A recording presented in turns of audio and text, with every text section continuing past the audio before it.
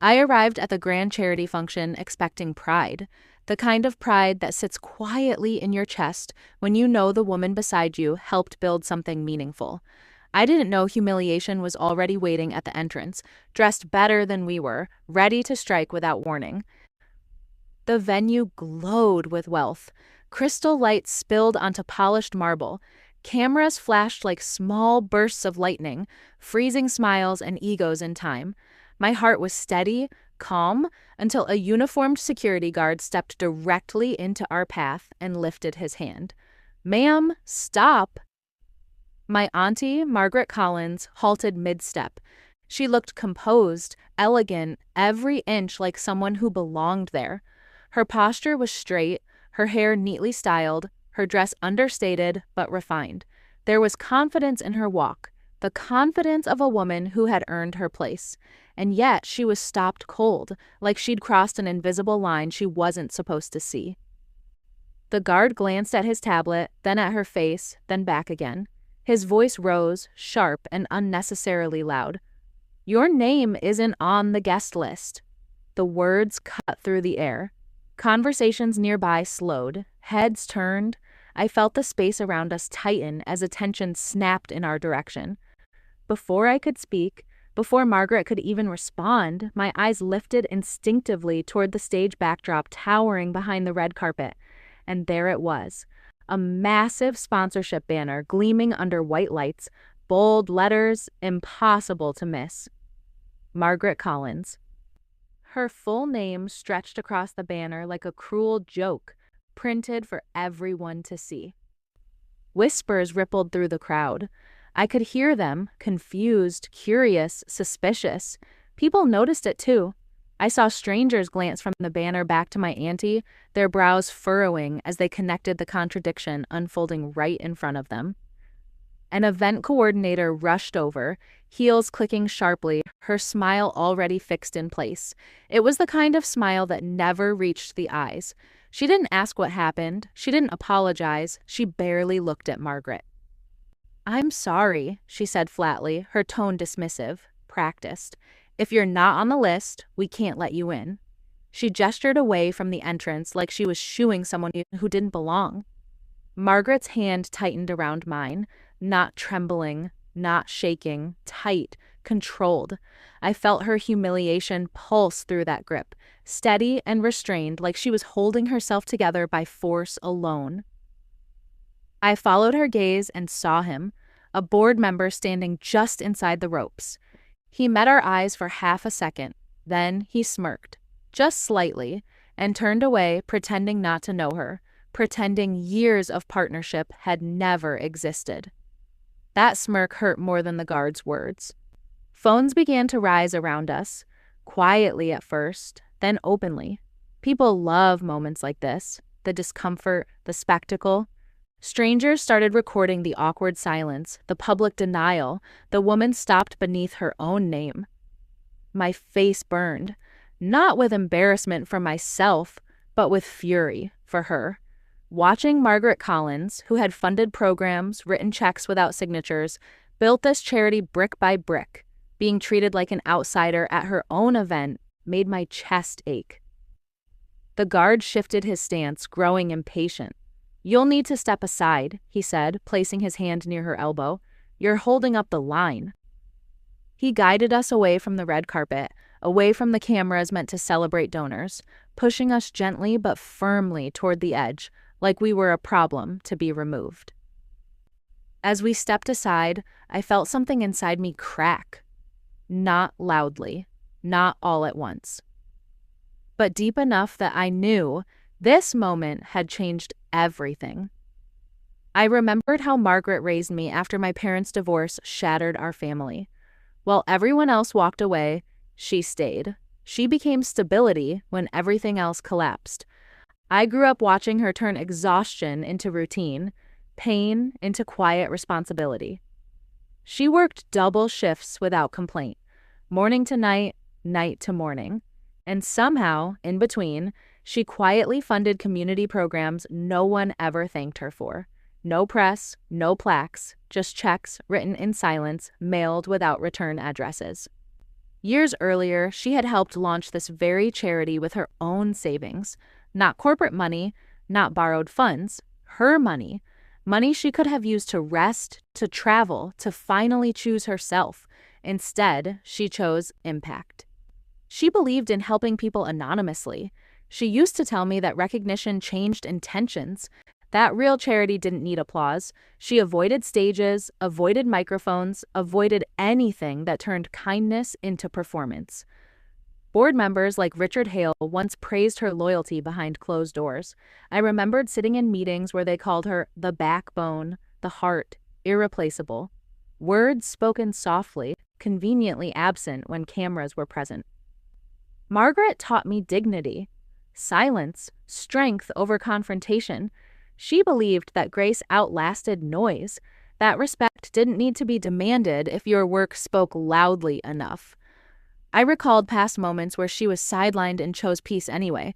Invitations lost, credits missing, decisions made without her. Each time, she smiled gently and said, "It's fine. The work matters more." This charity became her life's emotional investment. It wasn't just an organization to her. It was proof that her sacrifices meant something, that her years of giving had shape and purpose. She trusted contracts, trusted handshakes, trusted verbal promises spoken with confident smiles. She believed professional integrity still existed in rooms filled with power. Standing there that night, I realized how often powerful people erase women like her once money grows. Once the foundation is built, they pretend they built it alone. Her calm exterior hid years of swallowed disrespect, years of letting things slide, years of choosing harmony over acknowledgement. And in that moment, watching her denied entry beneath her own name, I finally saw the truth. This humiliation wasn't accidental. It was calculated. Inside the venue, the speeches began. Through the open doors, I could hear applause rising and falling like waves. A host's voice echoed through the hall, praising visionary founders, celebrating leadership, sacrifice, and generosity. Names were listed, titles were highlighted, and Margaret's name was deliberately missing. I watched from the sidelines as Richard Hale stepped forward, smiling comfortably under the lights. His voice was smooth, confident. He spoke about funding programs, about personal sacrifices, about believing in the mission from the very beginning. Every word, he claimed, belonged to her. Guests applauded him without hesitation. Hands clapped, heads nodded. No one questioned it. No one knew they were cheering for a lie. Margaret leaned toward me and whispered, "Please, let it go." Her tone was soft, but it trembled. I could hear the weight behind it. Years of restraint packed into 4 quiet words. I couldn't. I stepped away from her and approached a junior staff member standing near the registration desk. He stiffened the moment I spoke, eyes darting toward the stage, then away from me. "Why was she stopped?" I asked. "Her name is everywhere." He swallowed, avoided my eyes, lowered his voice. "The guest lists were revised," he said carefully. "Last minute, the board made changes." "Which board member?" I pressed. He didn't answer. He didn't have to. I looked around again. Programs, banners, digital displays. Margaret's name remained printed on everything, bold, unchanged, unapologetic, proof that they wanted her money remembered, but not her presence. The contradiction ignited something inside me. Old emails flooded my mind, messages thanking her for unmatched generosity, agreements confirming her role, words of gratitude written before power shifted hands. I pulled out my phone and began recording quietly, not theatrically, not for attention, just documentation, every denial, every sidestep, every lie. The humiliation inside me hardened into anger, sharp, focused, controlled. And in that moment, I made a decision. Silence would no longer protect her. My phone buzzed in my hand, sharp and unexpected, cutting through the noise of applause echoing from inside the hall. I almost ignored it. Almost. The screen showed an unknown number. I answered quietly and stepped a few feet away. "This is Laura Bennett," a woman said, her voice calm but precise. "I'm the external legal auditor for the charity." My breath caught. She told me she had recognized Margaret's name on the sponsorship banner, said it stood out immediately. A founding sponsor denied entry didn't make sense to her, so she did what she was hired to do. She checked the records. Her words came carefully, professionally, but every sentence landed like a blow. "There are financial discrepancies," Laura said. "Acknowledgements removed, contributions reassigned." I felt my grip tighten around the phone. She confirmed it plainly. Margaret's funds hadn't disappeared. They'd been rerouted, renamed, filtered through other entities so credit landed in safer places. Powerful places. "The board was afraid," Laura continued. "They believed if she stayed visible, she could expose them." I looked back at my auntie. She stood exactly where we'd been pushed aside, hands folded, posture calm. Not broken, not shaken, just quiet. Laura's voice lowered. "If this goes public, it changes everything. Is Margaret willing to speak?" I walked back to her slowly, like every step carried weight. I didn't explain.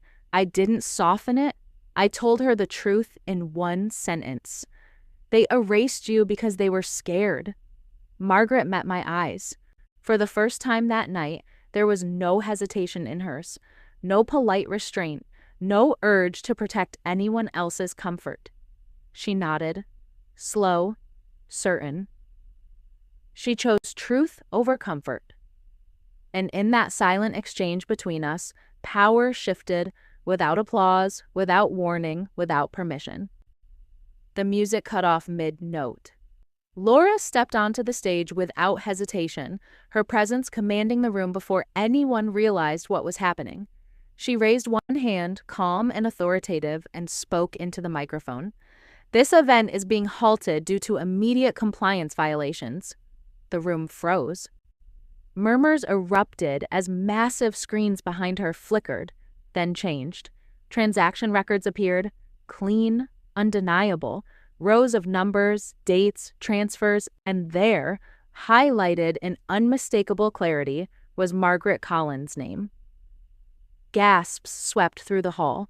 Donors leaned forward. Phones rose again, but this time with urgency, not curiosity. People whispered names, connected dots, reread the figures in disbelief. I watched Richard Hale from the edge of the crowd. His smile faltered, his shoulders stiffened, the confidence drained from his face as if someone had pulled a plug. He opened his mouth, then closed it, looked around for support that no longer existed. Margaret stepped forward. Not rushed, not dramatic. She walked into the light with the same dignity she'd carried her whole life. When she spoke, her voice was calm, steady, and unbreakable. "I never asked for recognition," she said. "I asked for accountability." She recounted her contributions plainly, the savings she invested, the programs she funded, the years she gave without expecting her name on a wall.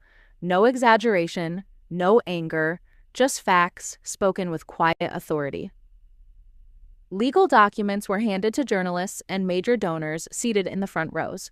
Pages turned, eyes widened, pens paused mid-note as the truth became undeniable. Security moved in swiftly. Board members were escorted off stage one by one, their protests muted by the weight of evidence. Richard Hale didn't look back. Then the applause started. Not scattered, not polite. It rose strong and unified, filling the hall, not for spectacle, not for drama, but for justice finally standing in the open. Cameras shifted, lenses found Margaret, framed her properly, with respect. I felt something release inside me, a deep, steady relief. The humiliation that had burned through my chest transformed into validation. They couldn't erase her anymore. Investigations began immediately after the event. By the time the lights dimmed and guests filed out, legal teams were already moving through offices, sealing records, pulling files that had been buried for years. Donors didn't wait for headlines. Funding was withdrawn quietly but decisively. Calls were made, accounts were frozen, support vanished from the very people who had once protected corrupted leadership. Margaret was formally acknowledged as a founding sponsor, not whispered, not implied, stated clearly, permanently, in official records that could no longer be altered or erased. The charity was forced to restructure under legal supervision, new leadership, transparent oversight, every decision monitored where secrecy once thrived. Richard Hale resigned before he was asked to. His name disappeared from speeches and press releases as quickly as Margaret's had once been removed. Charges loomed. His silence was louder than any defense he could have offered. Margaret refused revenge-driven interviews. When reporters reached out, she declined politely. No dramatic statements, no victory tours. She chose dignity over spectacle. Later, when we were finally alone, she said something I'll never forget. "Peace feels heavier than anger," she told me quietly, "but it lasts longer." That's when I understood something fully. Justice doesn't always shout. It doesn't always humiliate the way humiliation was delivered. Sometimes it simply stands firm and refuses to move. Our relationship deepened through what we endured together, not through words, but through shared resilience, through choosing truth when silence was easier. Like her, the wound didn't disappear overnight. But it began to heal, slowly, honestly, and without pretending it was ever small. I reflect on how power tries to erase the quiet contributors, the ones who build without demanding credit, the ones whose names are easy to remove once the spotlight gets crowded. I learned that silence can protect for a while, but truth restores what silence slowly takes away. There is a difference between patience and permission. I understand that now. Margaret taught me that dignity is a form of strength, not loud, not aggressive, steady, unmovable, a strength that doesn't bend just because the world refuses to see it. Sarn. What was meant to humiliate her became the spark for accountability. What they used to push her aside became the moment that exposed them. If you're listening to this and you've ever been publicly disrespected, I want you to hear me clearly. I'm speaking to you. Adasai. Your story matters, even if it was ignored, even if someone else took credit while you stayed silent. I know the pain of being erased, of watching your contributions live on without your name attached to them. That's why documentation matters. That's why courage matters. Not the kind that seeks revenge, but the kind that stands when it's time to be counted. If you've made sacrifices no one knows about, I invite you to share them, not for applause, but for acknowledgement. I end this with gratitude, for justice that arrives quietly, for truth that survives denial, and for voices that were reclaimed after being silenced.